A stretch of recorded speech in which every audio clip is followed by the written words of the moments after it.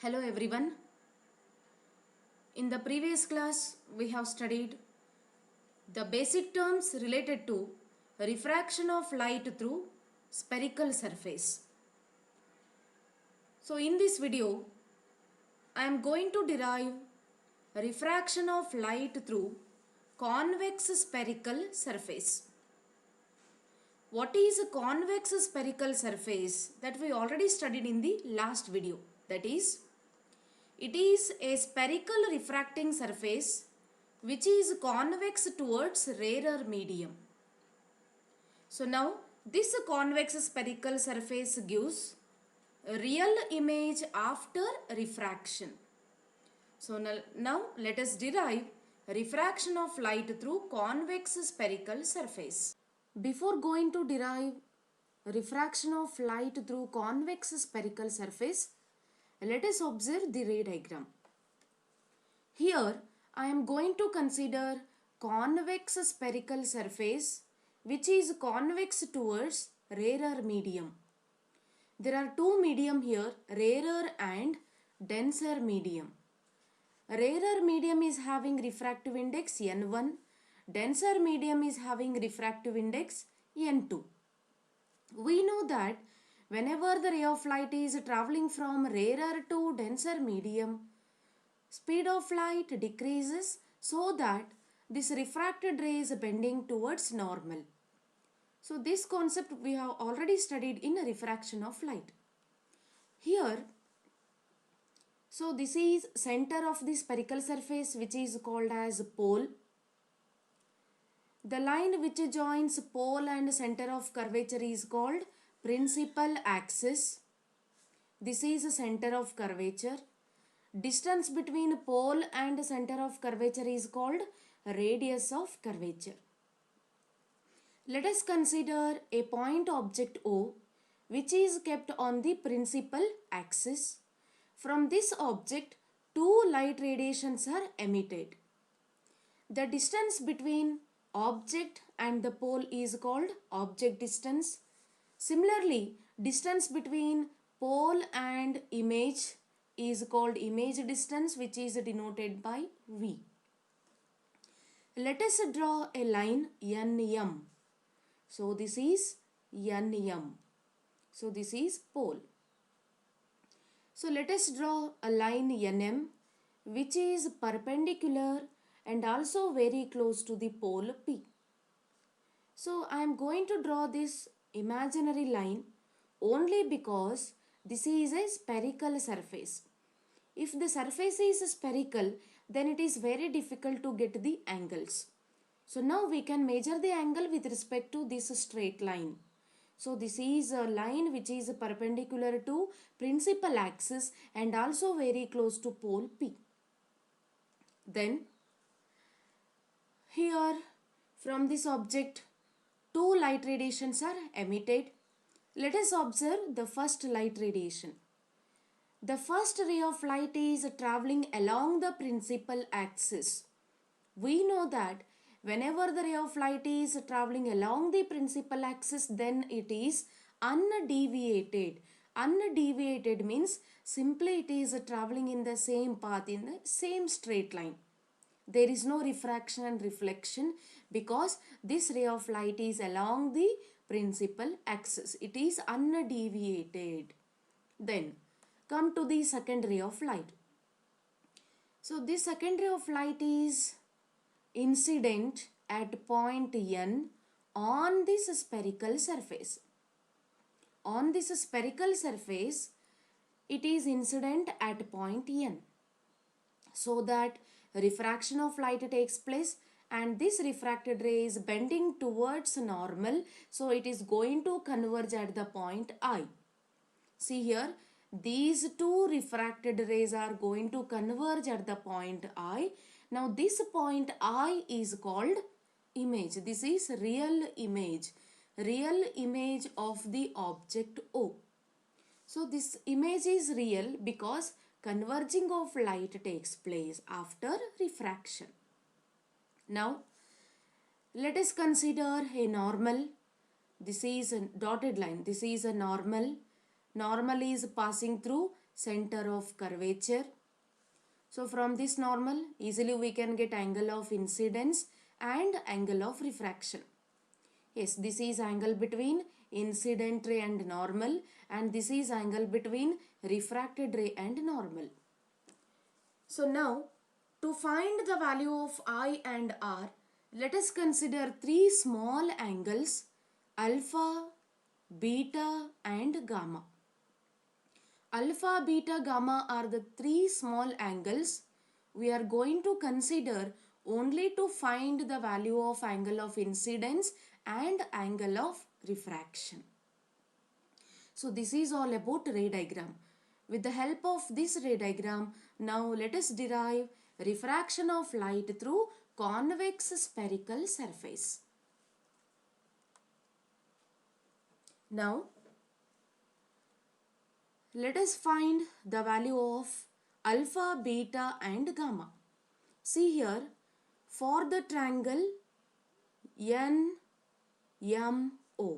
See here, this is M, this is pole P. For the triangle NMO, don't take with respect to P because this is a spherical surface. So we should consider this imaginary line. From the triangle NMO, what is the value of tan alpha? We can write tan alpha equal to opposite side divided by adjacent side. Opposite side is NM and adjacent side is MO. Right? Similarly, what is the value of tan beta? Tan beta for the triangle NMI. NMI. For this triangle, what is the value of tan beta? That is opposite side divided by adjacent side. So we can write NM divided by MI. Similarly, the value of tan gamma. Tan gamma is for the triangle NMC. So opposite side is NM, adjacent side is MC. NM divided by MC. So now we got the value of tan alpha, tan beta, tan gamma. I already told you alpha, beta, gamma are the small angles. So for small angles, we can neglect a trigonometric function tan here. Angles are very small, neglecting tan. So we can write tan alpha is equivalent to alpha and tan beta is equivalent to beta. Similarly, tan gamma is equivalent to gamma. So why we are neglecting the trigonometric function here? Because angles are very small. So therefore, we can write alpha equal to NM divided by MO, beta equal to NM divided by MI. Similarly, gamma equal to NM divided by MC. Now we got the value of alpha, beta and gamma. Now let us find I and R value. Observe here, angle of incidence is exterior, it is outside, external angle for the triangle NOC. For the triangle NOC, I is external angle. Mathematically, we know that external angle is equal to sum of interior opposite angles. In the triangle NOC, I is external, which is equal to sum of interior opposite angles. See here, in a triangle NOC, I is external angle, which is equal to external angle means how to find the exterior angle, that is sum of internal opposite angles. sum of internal opposite angles. That is, exterior angle is angle of incidence I equal to sum of interior opposite angles are alpha and gamma. Alpha plus gamma. Or we can write I equal to alpha value is how much? That is Nm divided by Mo plus gamma is Nm divided by Mc. Let us take it as equation number 1. Similarly, let us find the value of angle of refraction. See here, there is one more triangle, that is NCI. For the triangle NCI, which is outside here, observe the ray diagram. This gamma is exterior for the triangle NCI. This is one triangle. For this triangle, gamma is outside. Similarly, how to find the value of gamma? For the triangle NCI, gamma is external angle. Therefore, gamma equal to sum of interior opposite angles, that is R plus beta. We want angle of refraction, therefore it can be written as R equal to gamma minus beta. R equal to gamma means again Nm divided by Mc minus beta is Nm divided by Mi. Let us take it as equation number 2. See here, initially we considered alpha, beta, gamma to find I and R. Now we got the value of angle of incidence and angle of refraction. Now directly we can use Snell's law. Using Snell's law, we have the equation N1 sin I is equal to N2 sin R. Here I am going to write it as N1I equal to N2R. Only because angles are small. When angles are small, sin is neglected. So therefore, sin I is equivalent to I and sin R is equivalent to R.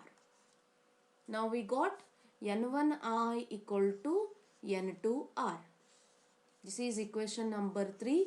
Now we have to substitute equation 1 and 2 in equation number 3. See here, the equation 3 is N1I equal to N2R. Substitute the value, substitute. This is equation 3. Substitute equation 1 and equation 2 in equation number 3. Therefore, N1, what is the value of I? See here, I value is Nm by Mo plus Nm by Mc. That is Nm divided by Mo plus Nm divided by Mc is equal to N2 into R value. R value means we can take equation number 2. Nm by Mc minus Nm divided by Mi. Nm divided by Mc minus Nm divided by Mi. Right? Now it can be written as N1 keep as it is. Here Nm is common, take outside. Nm remaining is 1 by Mo plus 1 by Mc equal to N2 keep as it is. Here also Nm is common, 1 by Mc minus 1 by Mi. Nm will get cancelled. So remaining is N1 into 1 by Mo plus 1 by Mc equal to N2 into 1 by Mc minus 1 divided by Mi. Right? Now, let us write this equation as, let us multiply N1 by Mo plus n1 by mc equal to n2 divided by mc minus n2 divided by mi, or it can be written as n1 divided by om and n2 divided by mi. So these two values we can take on one side, so that equation becomes n1 by mo minus n2 will become plus on LHS side, n2 divided by mi is equal to remaining capacity is n2 by mc. So this n1 will become minus here when it goes to RHS side, or n1 divided by mo plus n2 divided by mi equal to, we can take mc as LCM. So n2, this is n1. So the equation is n2 minus n1. Now let us write the Cartesian sign conventions. Using sign conventions from the ray diagram, what we can get? So what is MO from the diagram? MO is equivalent to PO. Remember, M is very close to pole. So this is just an imaginary line. So first we have to write MO is equivalent to OM, or we can write it as OP, because M is very close to pole. Similarly, MI, or we can write IM. So here again M is very close to P, so we can write it as IP. Similarly, MC is equivalent to CM, or we can write it as CP. Now let us apply Cartesian sign conventions. So what is OP from the diagram? OP means pole to object or object to pole. But according to Cartesian sign convention, we know that all the distances are measured from the pole. So pole to object is called object distance, and it is denoted by U. Let us write OP means object distance U. So here IP means pole to image, is called image distance, and it is denoted by V. So we can write V here. Then CP means pole to center of curvature. Pole to center of curvature is called radius of curvature. So instead of CP we can write R. Let us apply the sign here, sign conventions, which is positive and negative. U is negative because it is opposite to the direction of incident ray. All the light radiations are traveling from left to right, but we are measuring from right to left. It is exactly opposite, so object distance is negative. Then image distance is along pole 2, that is P to I. This is along the direction of incident ray, so image distance is positive. Then radius of curvature is also along the direction of incident ray, that is from P to C, so this is also positive.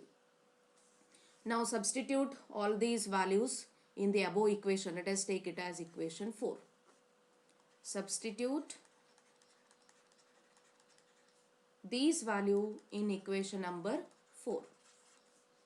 That is n1 divided by minus u plus n2 divided by v equal to n2 minus n1 divided by r.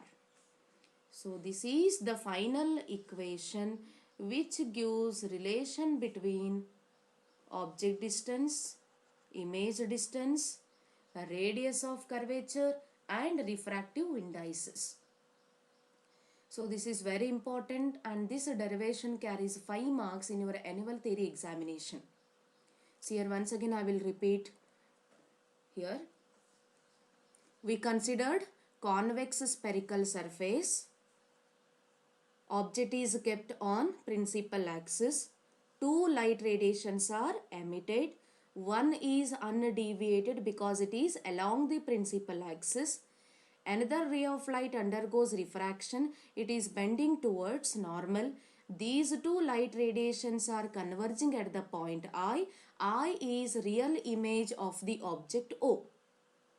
Then this is normal, which is passing through the center of curvature, and this is imaginary line which is perpendicular to principal axis and very close to the pole P only to measure the angle we draw on this imaginary line. And this is angle of incidence, angle of refraction. We considered small angles alpha, beta, gamma only to calculate the value of I and R. So initially we calculated tan alpha, tan beta, tan gamma. Tan is neglected because angles are very small. Why angles are very small? Because we considered paraxial rays. Remember, whenever we considered paraxial rays, angles are very small, then it is not necessary to consider any trigonometric function. So tan is neglected. So we got alpha, beta, gamma. Using these values, now we can calculate I and R. The first point, I is external for the triangle NOC. So sum of interior opposite angle gives I. Here similarly R value. So R plus beta gives gamma because gamma is outside the triangle NCI. So gamma equal to R plus beta or R equal to gamma minus beta. Let us substitute the value of alpha, beta, gamma here. So we got equation 1 and equation number 2. Now using Snell's law, we have the equation. Standard equation n1 sin r equal to n2 sin r. Here also the trigonometric function sin is neglected because angles are very small. Why angles are very small? Because we considered paraxial rays. So sin is neglected. So we got equation number 3. Then substitute equation 1 and 2 means substitute I and R value in this equation. Here nm is common, get cancel, multiply n1 and n2. So let us take n2 by mi2 or LHS side, it will become plus. n1 by mc is taken to RHS side, it will become minus. So here we can take LCM. Then apply sign convention here. Remember the point. MO is equivalent to P. Wherever there is alphabet M, now I am going to consider as P because M is very close to pole. So let us write P wherever there is M and let us apply Cartesian sign convention. So we know that whenever it is opposite to the direction, negative. Whenever it is along the direction of incident ray, then it is positive. Substitute these values in the above equation. So we can get the final equation as n1 by minus u plus n2 by v equal to n2 minus n1 divided by r. So this gives refraction of light through convex spherical surface. So this equation is very important to derive lens maker's formula in the next session. Thank you.